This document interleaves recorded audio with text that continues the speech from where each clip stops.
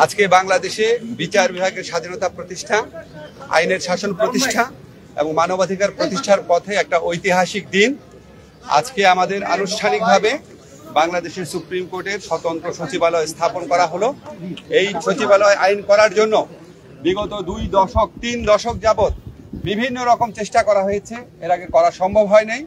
আমাদের অন্তর্বর্তীকালীন সরকার, আমাদের মাননীয় প্রধান উপদেষ্টা ডক্টর মোহাম্মদ ইউনূসের নেতৃত্বে এই আইনটা পাশ হয়েছে এবং এটার পিছনে আমাদের চিফ জাস্টিস, মাননীয় চিফ জাস্টিস বিচারপতি রেফাত আহমেদ, উনি প্রথম থেকে অত্যন্ত উদ্যোগী ভূমিকা পালন করেছেন, আমাদের এনকারেজ করেছেন, গাইড করেছেন।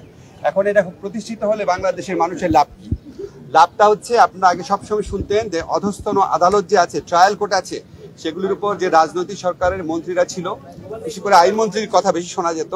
ওনারা অনেক ধরনের খবরদারিত্ব করতেন, কে জামিন পাবে, কে জামিন পাবে না, কি রায় হবে, কিভাবে রায় হবে না, এই সমস্ত কিছু, কোন মামলাটা আগে শুনানি হবে, কোন মামলা হবে না, বিচারকদের পোস্টিং, পদোন্নতি, বদলি, সমস্ত কিছু রাজনৈতিক প্রভাবের মাধ্যমে নিয়ন্ত্রণ করা হতো।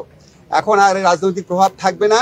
এটা আইন মন্ত্রণালয়ের কাছ থেকে সম্পূর্ণভাবে বাংলাদেশের সুপ্রিম কোর্টে যে প্রধান বিচারপতি আছেন, ওনার নেতৃত্বে যে সচিবালয় আছে সেখানে ন্যস্ত করা হয়েছে। আগামীতে আমরা বিশ্বাস করি এই সচিবালয় বাংলাদেশে আইনের শাসন প্রতিষ্ঠার পথে একটা বিরাট ভূমিকা রাখবে। এটা ছাড়াও এই সচিবালয়ের মাধ্যমে সুপ্রিম কোর্ট আর্থিক স্বাধীনতা পেয়েছে। 4 গুণ শক্তিশালী এনজাইম ও অধিক ফেনা সমৃদ্ধ অরিক সিলভার ওয়াশ মাত্র 70 টাকায়।